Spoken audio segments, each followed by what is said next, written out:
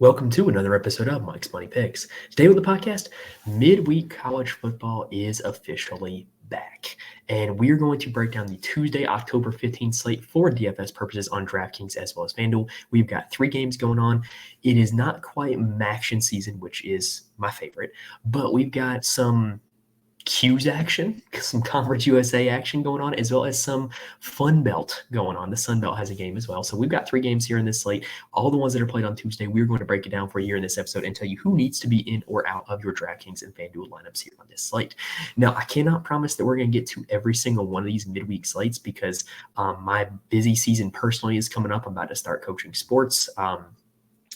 Conference or college basketball is about to start. So, my availability for doing the midweek shows is going to be going down, but, I'm going to get out every single episode that I have time to do the research and actually sit down and record. So make sure you're subscribed to channels. That way you can be here for all the midweek college football action, as well as the main slates on Saturday, which are where all the big money is made, right? But hey, we're here trying to make some money here on the Tuesday slate. So let's go ahead and dive in. We got 3 games to break down and we don't have any time to waste.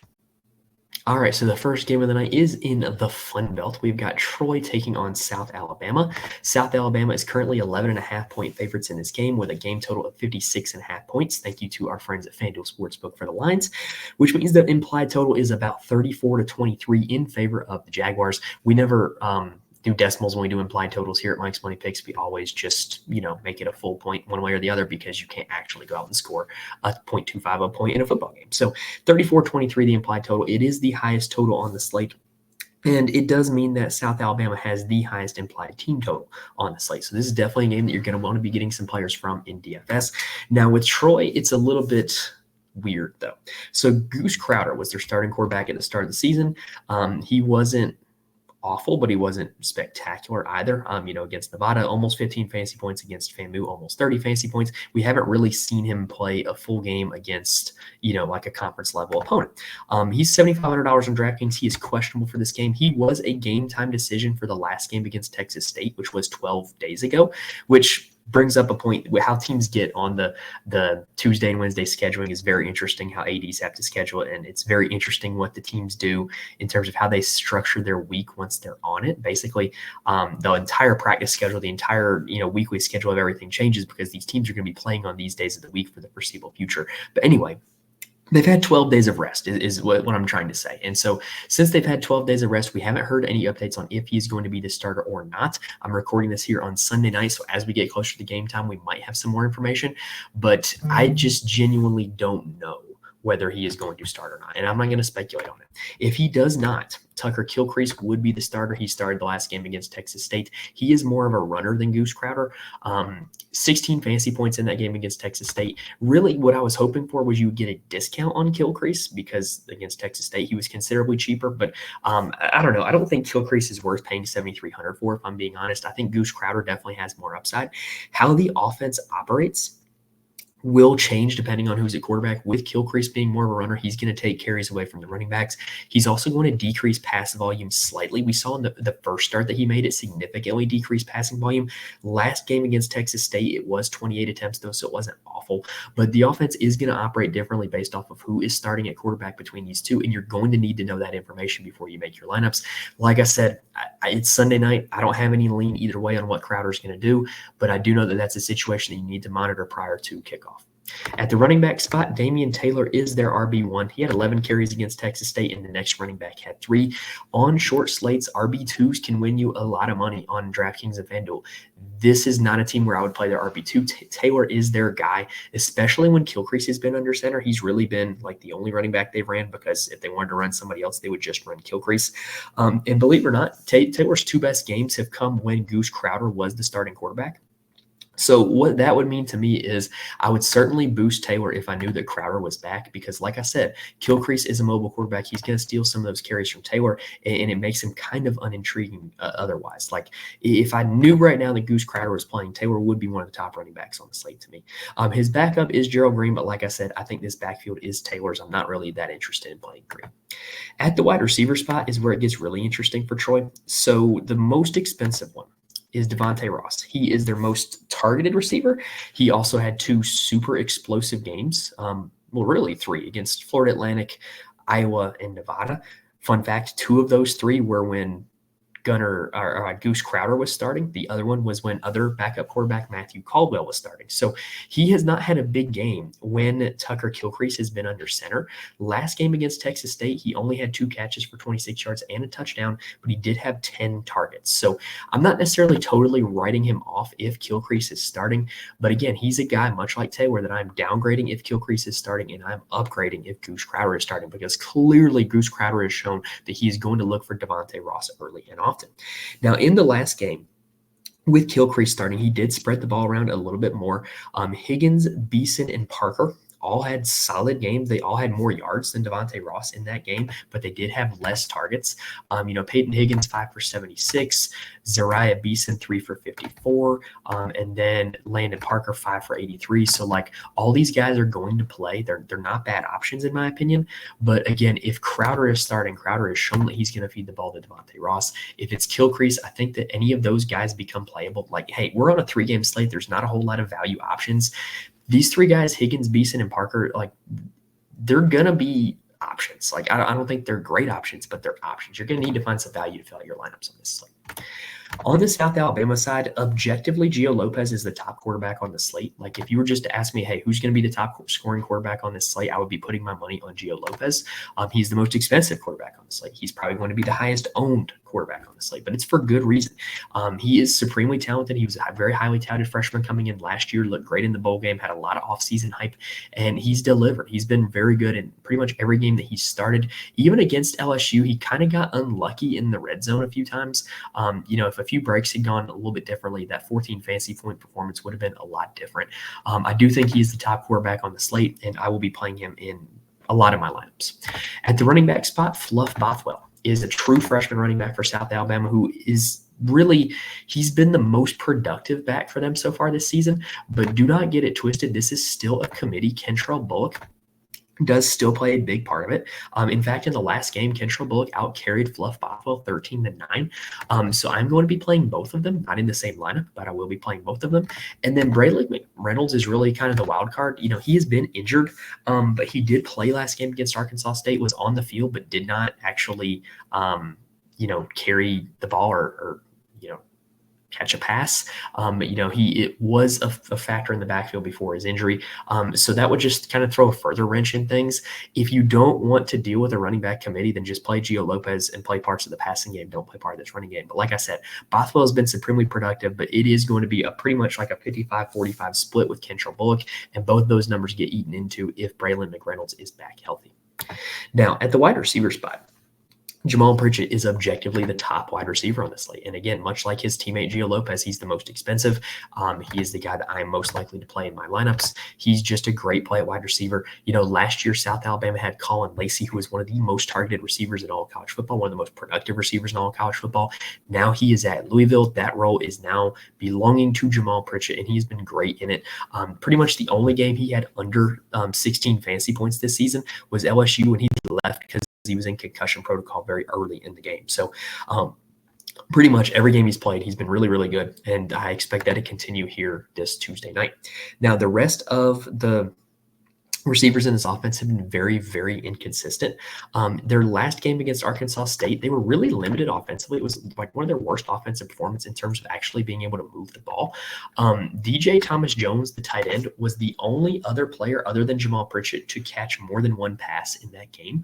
He is 3,200. He plays a decent amount of snaps. He's not like an every down player. He doesn't have a 100% snap rate, but he plays a lot of snaps. And at $3,200, I don't think he's a bad look, especially considering he has a chance at scoring a touchdown because he is a good red zone target. And then the other receivers, they will use Wasson quite a bit. They will use Eager quite a bit. They will use Sangren quite a bit. Beware of Eager. His biggest game was when Colin Lacey went down, but he played well enough in that game that it appears to have earned him a role, a bigger role in the offense. He was used a little bit more against Arkansas State than he had been the previous 4 weeks. So, with that being said, I'm heavily targeting Pritchett. If you're double stacking, you have options. Thomas Jones, Wasson, Eager, and Sangren would be the guys you would look out for. And then I'm going to mention them just because I want to. Javon Ivory's a Memphis transfer that which, by the way, tradition unlike any other, me confusing Michigan and Memphis. I almost did it again. He was a Memphis transfer who I think is probably one of the most talented receivers in the room.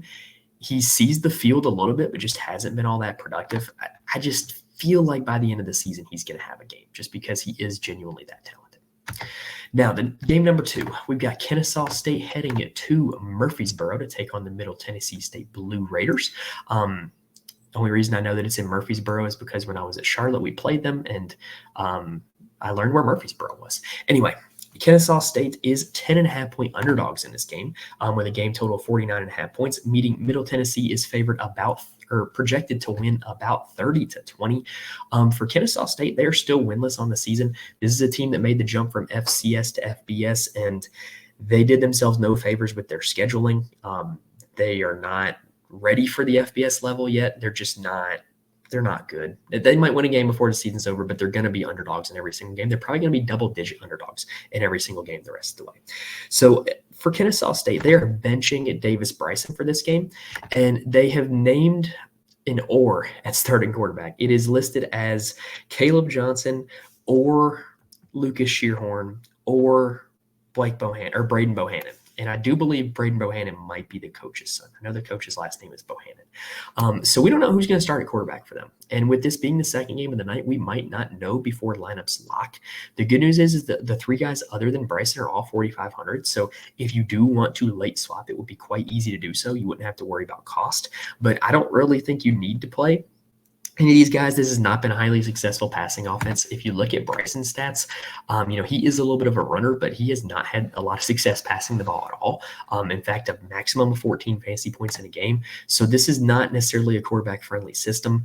And if you want to avoid the questionable situation, you can just avoid it altogether if you want to. At the running back spot, this is where you want to play Kennesaw State guys. They love to run the football. Both Quay Ashley and Michael Benfield had success in their last game against Jacksonville State. Both of them saw at least 16 touches in that game. Ashley went 16 for 66 and 12.6 fantasy points. And then Benfield had 17 carries, ended up with 112 yards and a touchdown. So Benfield was a little bit more effective, saw one more touch than Ashley did. So my lean would be a little bit towards Benfield, even though Ashley was technically the starter.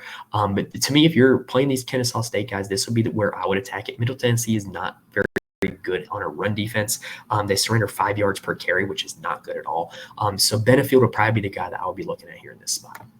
At the wide receiver spot, like I said, with an offense that is as limited passing the ball as they are, they're not super productive at the wide receiver position. You do have, in recent games, Jaden Robinson has been their guy. He's the Stone Min $3,000 on DraftKings. He's caught 2 passes in each of the last 2 games. He's a freshman. So if you're thinking, on the Kennesaw State coach staff, hey, let's start building towards the future. Let's see what we got in this freshman, Jaden Robinson, and get him some run. He's really been one of the better passing option or receiving options in the last 2 games.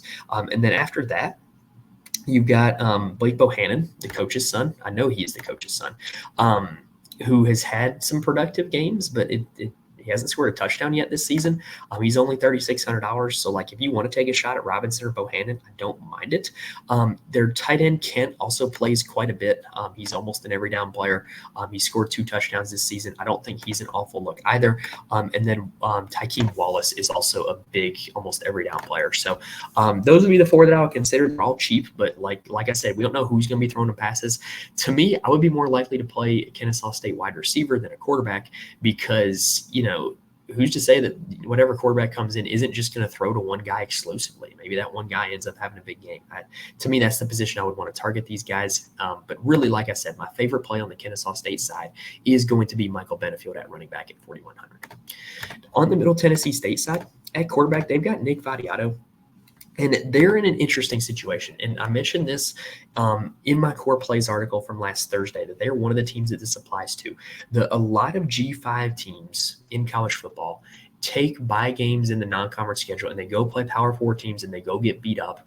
And you don't really know how good their offense is because they're also vice versa. They're buying games against FCS teams. And so, you don't really have a good look for them, how they look against, conference competition, right?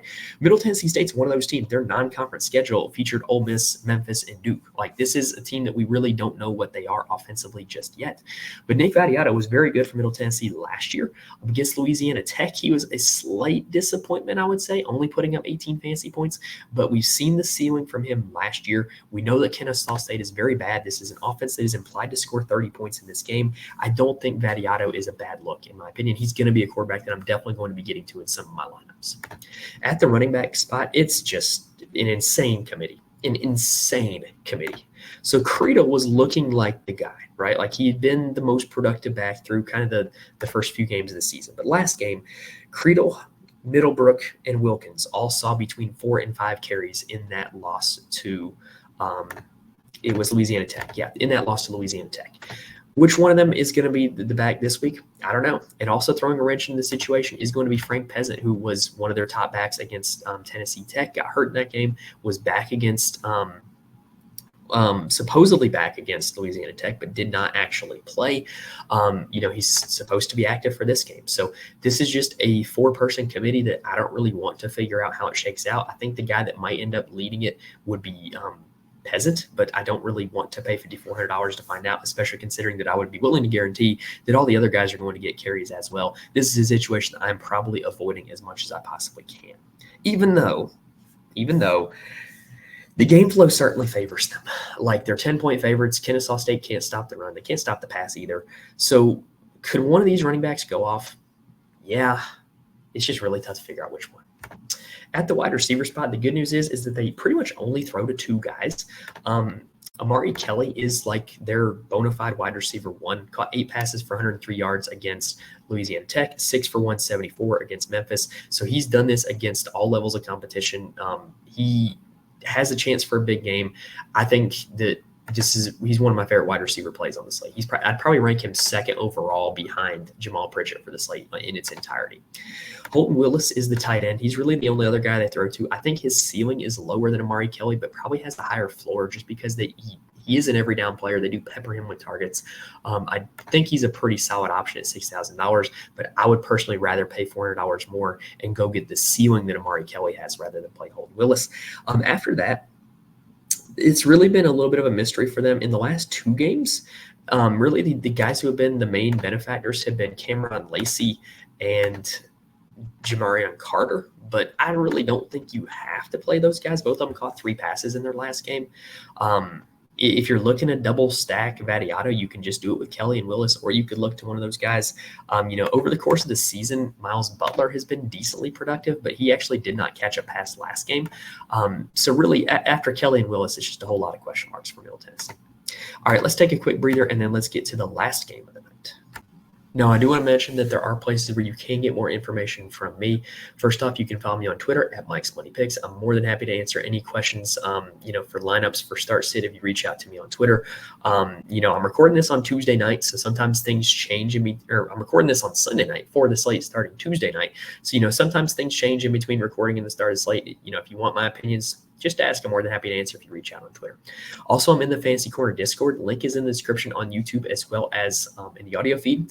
Fantasy Corner Discord is a community of a lot of really good, really smart people who play DFS for all different sports. And the college football channel is really popular. We got a lot of people in there who are always talking up strategy, talking up plays, and then sweating it out together once it happens. So if you're looking for people to talk DFS with, I cannot recommend it enough. And then also I do write an article on my Patreon for every single college football DFS slate that profiles my core plays as well as why they are my core plays. So if you want to know who actually makes my lineups, head on over to the Patreon, patreon.com/Mike's Money Picks. All right, so let's go ahead and pick back up with game number 3, which is another Q's action game. That's going to be what I'm going to call it, as kind of a pun of Maction. We've got Louisiana Tech heading to Las Cruces to take on New Mexico State. Louisiana Tech is 10.5-point favorites with a game total of 47.5 points, meaning the implied total is about 29-19 in favor of Louisiana Tech. So for Louisiana Tech, they had their best offensive performance of the season against Middle Tennessee. It really wasn't even all that close. Evan Bullock is now the starter at quarterback. They benched Jack Turner for him, who was the starter at the start of the season. And Bullock has looked better than Jack Turner through, the 2 games he started. Against Middle Tennessee, he did have 36.5 fantasy points. I don't think that it's reasonable to expect that again, but that's his ceiling, right? This is a matchup where they are favored. New Mexico State is not very good. So if you're looking for a cheaper quarterback to play, he would be the guy, in my opinion. I think if I were ranking quarterbacks overall on the slate, just in terms of what I expect them to do, I would have Lopez 1, Vadiato 2, and then Evan Bullock 3. I really think that he's pretty close to Vadiato as well. So he's really going to be a guy that I get in a lot of my lineups. On the running back side, if you thought the Middle Tennessee committee was crazy, the Louisiana Tech committee is as crazy. So, legitimately, you've heard of a 50-50 running back committee? A few games ago, they legitimately had a 25-25-25-25 running back committee. 4 guys, all even carries. Not joking at all. The only thing that prevented it from being that last game was the fact that Davenport didn't play. We don't know if he's going to play this game. But in the last game, they had Amiri Wiggins had 8 carries. He also caught 2 passes. Marquise Crosby had 5, and Fred Robertson had 5. So this is a committee. They're 10-point favorites. They were productive in their last game because they had a lot of success offensively. They won the game big. So maybe if they win this game big again, could the running backs have success again? Absolutely. If you look at the box score, a lot of people are going to play Amiri Wiggins. Why? Because he had 21 fantasy points last game. And why was that? Because he caught 2 passes, both of which turned into touchdowns. So is he buying away RB1? No. By production, was he last game? Yes. So I think a lot of people are going to play him because of that. I think he's going to carry a lot of ownership. Could it work again? Yeah. But like I said, Crosby is still going to get carries. Robertson is still going to get carries. For Crosby, he was actually pretty productive against Middle, 5 carries for 41 yards. He's been one of the starters for this Louisiana Tech backfield for years. He's definitely going to be a part of the game plan. He's definitely going to get carries. And then Robertson, also involved in the game plan as well. He's only $3,000. So I think there's merits to playing all 3 of these running backs. And if you, like me, play a 20 max, I think that in my 20 lineups, I think I'm probably going to have all 3 of these running backs in at least one build, if I'm being honest, because they're double-digit favorites. It's an offense that's likely to have success. And, that all 3 of them are going to get used. Whereas I think I'm more likely to play the Louisiana Tech side than the Middle side, because for Middle, now it's going to be 4 backs. We don't know how the usage is going to play out, and they could end up having all their success through the air. So I would be more likely to play the Louisiana Tech committee than the Middle Tennessee committee. Also worth noting, the Louisiana Tech committee on average is cheaper than the Middle Tennessee committee. Now at the wide receiver spot, they do have a very clear wide receiver one, and that is True Edwards. I think he's one of the top wide receiver plays on the slate. He did kind of he was really not a factor in the first half of that game against Middle, but came alive in the second half, 27.7 fantasy points. Very clearly the team's wide receiver one. After him, it is really, really a question mark. Seriously, you never know who's going to show up for this team. Maryland Jackson is probably the second most consistent player in this receiving room. $3,600. I think if you're looking to double stack, the quarterback Bullock with Edwards with Jackson, I think that's a really solid strategy. Solo Lewis as well as Jay Wilkerson, they're super inconsistently involved, but they've both had ceiling games before. So I wouldn't mind getting to either of the 2 of them because you know that the ceiling is there, but I don't know what their long-term role is. They're not playing super consistent snaps. They're not getting super consistent production. And then after them, it's really just a mystery. So really, I would probably be sticking with True Edwards and probably just sticking with Maryland Jackson afterwards. But if you're playing enough lineups, Lewis and Wilkerson have shown enough ceiling that they deserve consideration. On the New Mexico State side, so they started the season with Parker Awad at quarterback.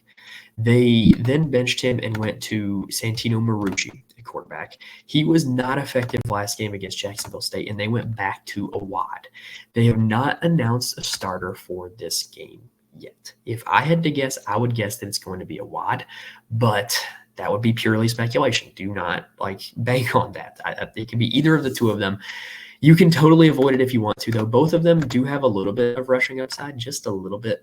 This is not an offense that is super pass heavy. This is an offense that is going to run the ball a lot. So I do think you can avoid both of them if you want to, and that's probably going to be what I'm going to be doing. Honestly, you've got 6 total teams on this slate. You've got 3 teams in Troy, Kennesaw, and New Mexico State where we don't know who the starting quarterback is going to be. You don't have to play him if you don't want to. Just being honest, you do not have to play quarterbacks in that situation if you don't want to. You've got 3 solid starters in Lopez, Vadiato, and Bullock that you can play. At the running back spot, so Seth McGowan has been the most productive back over the course of the season, but it's more of a committee than the production would let on. Mike Washington did have 13 carries last game. McGowan had 14. but McGowan has been more productive as the season has gone on. So just, it's going to be, both of them are going to get looks. This is a super run-heavy offense. I'm going to be playing both of them in my lineups. Not in the same lineup, but both of them are going to get looks in my lineup. At the wide receiver spot, this is just a mess. Like if you thought Kennesaw's was a mess, this is just an equal mess. TJ Pride and PJ Johnson were the only two guys who really had any kind of production in their last game. And for TJ Pride, that was 4 for 21. That's not saying a whole lot. PJ Johnson, it was 3 for 84 with a touchdown. So, he did get kind of the deep touchdown, but really after that, I can't in good conscience recommend you anybody, if I'm being honest. So New Mexico State, really tough offense to target outside the running back position. Now, real quick, let's go ahead and build a sample lineup, just kind of see how the salaries shake out based off of what I was telling you guys throughout the course of the episode. So if we start out by going Gio Lopez and Jamal Pritchett, I also want Amari Kelly in my lineup. I also want True Edwards in my lineup. That gives me an average remaining of 54.25, which is doable because I can go Evan Bullock at 6,300, and then I can double stack Evan Bullock by getting Maryland Jackson at 3,600, which gives me an average remaining of $6,000, and it means I have a ton of options at the running back position if I so choose to. If I were to go Vattiato and then another Middle Tennessee player, that's an option as well, but it would give me less options at the running back spot. But what I wanted to show by doing that was you can take the top plays that we literally just talked about and very easily construct yourself a lineup. Like I said, I think for quarterback, it goes Lopez, Vattiato, small gap, and then Evan Bullock, and then you got all the questionable quarterbacks. At the wide receiver spot, it's Pritchett, Kelly, and Edwards as my top three guys. And then at the running back position, it's a lot of question marks, and you're just going to be hoping to get lucky no matter which ones you pick. So that's going to do it for this episode, y'all. Hopefully we gave you guys all the information you need to kind of, help you build some successful lineups on DraftKings and FanDuel for this Tuesday night slate. I'm hoping my voice didn't annoy you guys too much. I'm still battling a little bit of a cold, still not feeling 100%, but I did make it to the end thankfully. So if this episode helps you guys out, please hit the like button on YouTube. Please rate and review the audio. It helps me out a ton when you guys do that. And also please subscribe to the channel. That way you can be back with us for the rest of the college football slates. Like I said, I'm going to get to as many of these midweek slates as I can, but I'm going to have you guys for the Saturday main slates week in and week out. But that's going to do it for this episode, y'all. I'm loving the fact that midweek college football is back. If you do want more from me, remember, follow me on Twitter, join the Fantasy Corner Discord. The link to the Patreon is in the description if you want to know who actually makes my DFS lineups. But that's going to do it for this episode, y'all. Hopefully I gave you guys all that you need to know to build some winning lineups for Tuesday night. Thank you guys for watching the list to this point. Best of luck to you guys on the Tuesday night slate, and I will see you guys next time.